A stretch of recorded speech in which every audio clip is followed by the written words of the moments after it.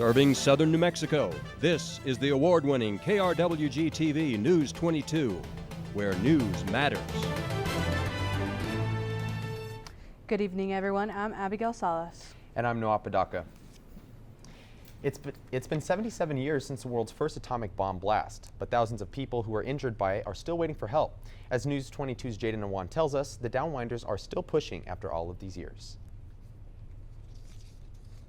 July 16th, 1945. The Trinity site revealed to the world the capabilities of the first atomic bomb, turning the sand into irradiated glass and spewing radioactive material into the atmosphere. Here's that same ground zero today. 2 days out of the year, the blast site opens up as a tourist attraction, providing historical picture spots and education to all those who come. But one key detail is left out from the interactive tables and provided concessions, and that's the local New Mexicans who were harmed when the mushroom expanded into the sky.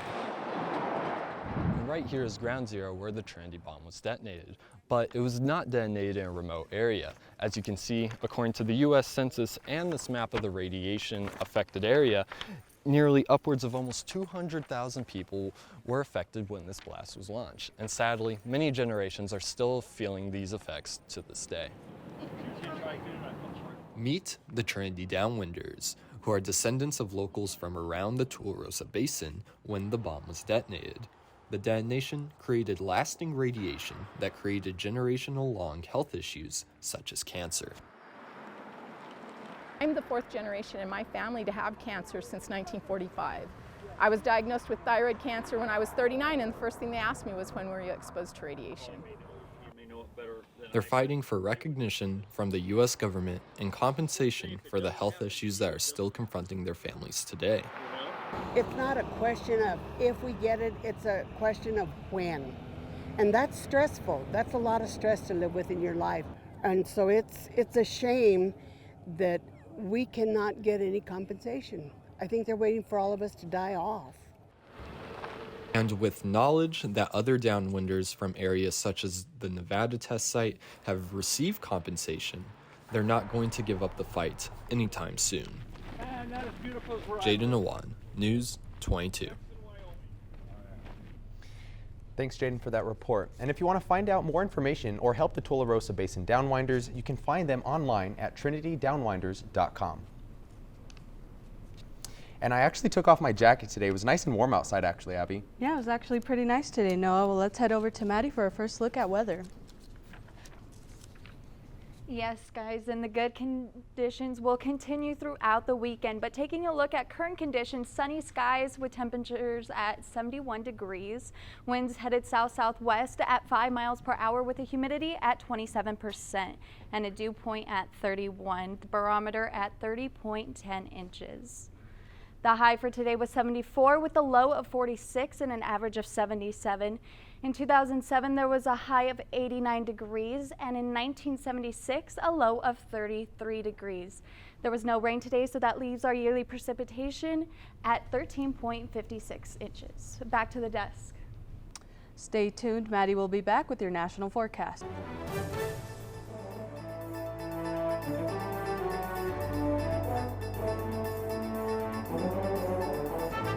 I'm Kath McCauley. Come sketch with me. Pocket sketching's a fun and easy way to learn watercolor, but in an art form that's totally portable, can be done in 25 minutes or less, and needs no setup or cleanup. You can do it, and I can help. Each show teaches techniques so you can quickly create your own sketches, unique to your personal experience. Learn enough to play for a lifetime on pocket sketching. Saturday morning at 9:30 on KRWG-Public Media. Empowering, transformational, and accessible, with modifications clearly explained, Indie Yoga is an immersive experience. Diverse classes take you through atmospheric landscapes and soundscapes, using your breath, your body, and your self-awareness as a tool to connect to something bigger. Saturday morning at 6:30 on KRWG-Public Media. Welcome back. You're watching News 22 Thursday, where news matters. Have you ever wondered why some people are mosquito magnets? Well, a new study shows it's not your blood type or sex, but but it's rather a smell that attracts mosquitoes.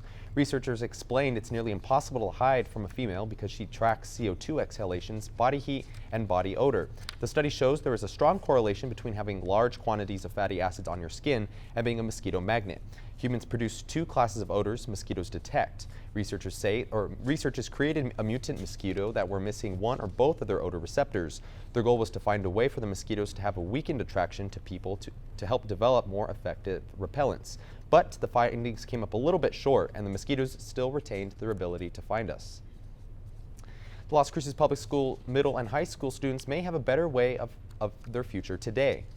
The school district held a career fair yesterday and today. Students got all kinds of hands-on experience that highlighted the different careers available. They also met professionals who explained their careers.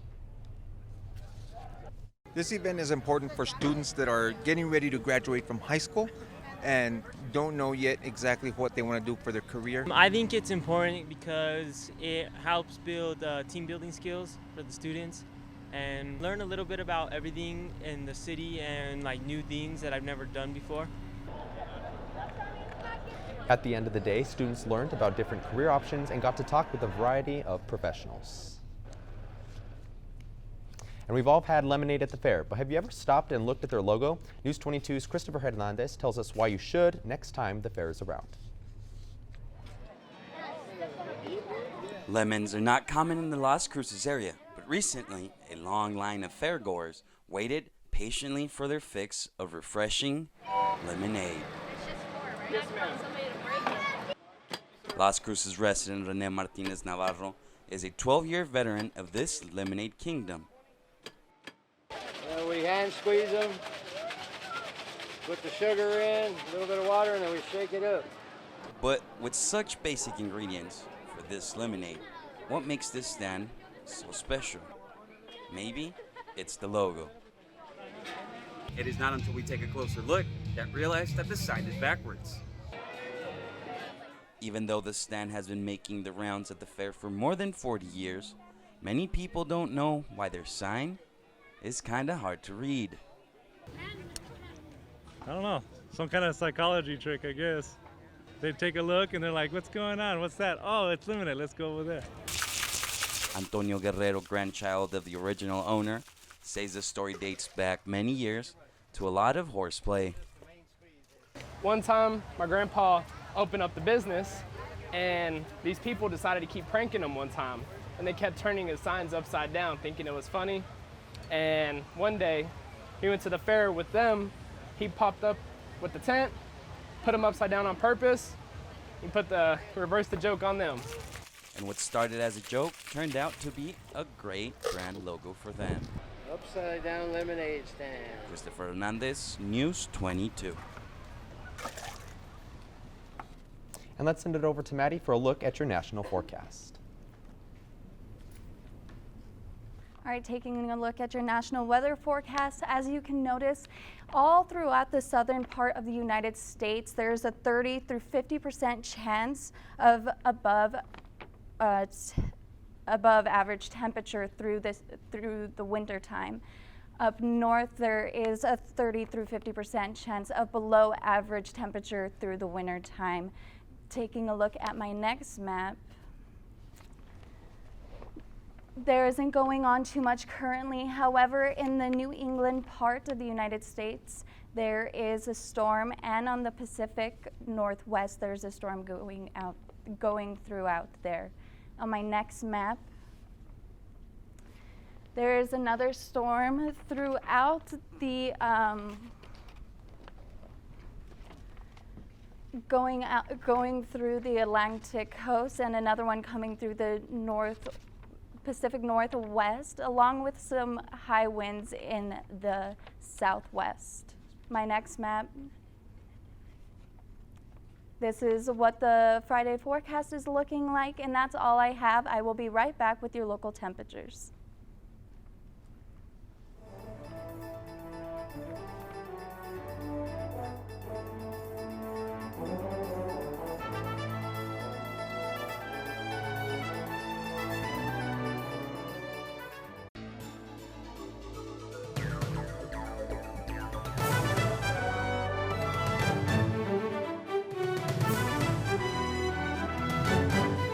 How can we reimagine retirement? How do we best match our health spans to our lifespans? Is personal independence overrated? Hi, I'm Ken Dykewald. Sages of Aging is a profound conversation with 12 highly diverse and acclaimed doctors, nurses, lawyers, and social activists who are all pioneers in the fields of aging and longevity. What you will learn could change the way you view your future. Sunday at 5 p.m. on KRWG-Public Media. Taking a look at those current conditions around the state of New Mexico, we can see very nice conditions today. We can see Farmington got to a high temperature of 67 degrees today, moving down towards Albuquerque. 68 is their current conditions, moving out east towards the city of Clovis, 71. Down in Roswell, just a little farther south, 73 is their current conditions out there. The Sacramento Mountain City, village of Ruidoso is at 61. Here in Las Cruces, 71 as well. And over in Deming, we are looking at a current condition of 69 degrees. Taking a look at the conditions of which you can expect for tomorrow, very similar of which we saw today. You can see Farmington once again at 71 degrees, heading into the mountains of Santa Fe. 67 is what they can expect for tomorrow. Clovis a little bit warmer at 79 degrees. 78 in Roswell, so a little bit warmer. 80 here in Cruces, back to our fall average, and 80 in Deming as well. Taking it to the neighboring city of Alamogordo tonight, we can see clear skies with those low of 49 degrees. Tomorrow they will heat it up to a seasonal average at around 77 with those clear skies. Taking it over to Truth or Consequences, once again, very cool evening. So you may want to take that jacket, 46 degrees with those clear skies, heating it up to another average of 80 degrees. Bring it over to the mountains of Silver City. We're looking at that low of 44 degrees. Clear skies once again, 72. Partly cloudy conditions are expected for tomorrow. Now bringing it back here to the city of the Cruces, we can expect those clear skies once again with the very low temperatures of 46. And tomorrow with a beautiful day expected of 80 degrees. Now that is all for your New Mexico conditions, let's continue with the news. And let's kick it over to Alex Baca with sports. Thanks, Noah. Coming up in sports, the men's golf team is coming off a big win. You can toss that remote because News22 Sports is next.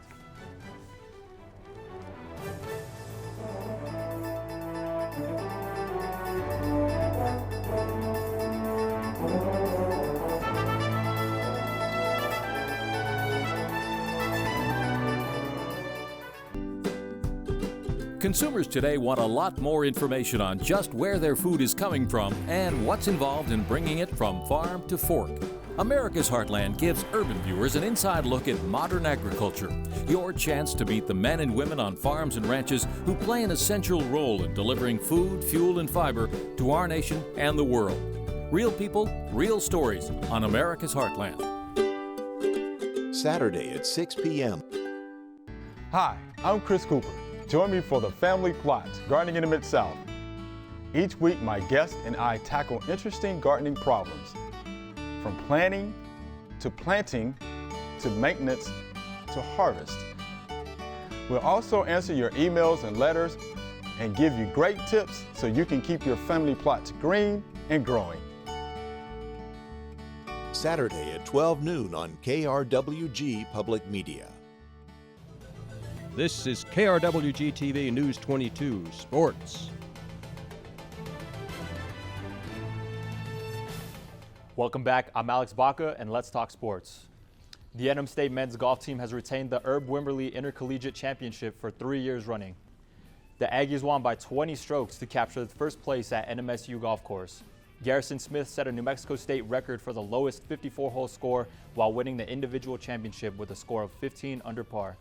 A strong performance from Aiden Thomas allowed the Aggies to retain a comfortable lead throughout the round. He finished 4 under par. The Aggies will travel to Tulsa, Oklahoma next week. Homecoming weekend is bringing students and alumni from all around the Southwest and a team from California. The Aggies welcome Mountain West leaders San Jose State. San Jose State are currently sitting at 21.5-point favorites heading into Saturday's game, along with the Aggies coming off an upset win against UNM last weekend. Along with the game, NMSU has numerous events, from a bonfire tonight to tailgating and annual dinners on Friday and Saturday. The game will take place at Aggie Memorial at 4 p.m. Following a 3-set victory against Chicago State, NMSU volleyball seeks to keep the momentum going tonight in Riverside, California. California Baptist currently sits with an 8-10 record overall, while the Aggies are at 11-7. This is the Aggies' second meeting against the Lancers this season. The Lancers visited the Pan American Center last month, where they were defeated in 3 sets by the Aggies. Matches begin at 8 p.m. tonight. And that's all for sports tonight. Join us for more sports action tomorrow. Next week. Still ahead on News 22, Maddie will be back to take a look at your 5-day forecast.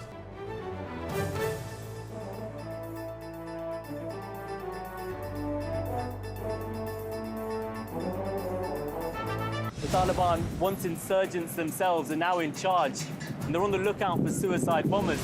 They simply cannot let the Russians through here, so they're hanging on for dear life. These protesters have just found out that Sri Lanka's Prime Minister, Mahinda Rajapaksa, has resigned. It is a big moment for them. We break stories from more places than any other international news broadcaster. Hi, I'm Edmundo Resendez, Director of Development for KRWG-Public Media. You can make a lasting difference to the station that has given you years of outstanding programs. A gift to KRWG-Public Media through your will, trust, or estate plan is an easy way to recognize and sustain an organization that's important to you. For more information, go to krwg.org under the Support tab, or contact me at 575-646-4918. Thank you. Let's take a look at our top stories. The Trinity Downwinders, who are descendants of locals from around the Tularosa Basin, are still looking for recognition from the government. And we had a beautiful week, so I think we can expect some nice conditions ahead. So I think we can go ahead and take a look at that 5-day forecast. As we can see for tomorrow, we're expecting those temperatures to warm up once to what we saw again today, 80 degrees, those sunny skies. We can see on Saturday, on the day of the football game, you can see once again beautiful conditions at 81, cooling down to 59 degrees that night. You may want to take your sweater if you can. On Sunday, partly sunny skies will return. We can see those clouds moving back into the borderland region with a high of 78 and that low of 54 on Monday. Once again, partly sunny skies. That cold front will be moving in, so we can see those temperatures drop almost 12 degrees. We can see 62 will be your high, 41 will be your low, and on Tuesday, those conditions will be 66 and a low of 38. And that's all for News 22 Thursday. Thank you everybody for joining us tonight. Make sure to tune in next week for more news. I'm Noah Padaka. And I'm Abigail Salas. And from the whole News 22 team, Noah, Maddie, Alex, and myself, good night.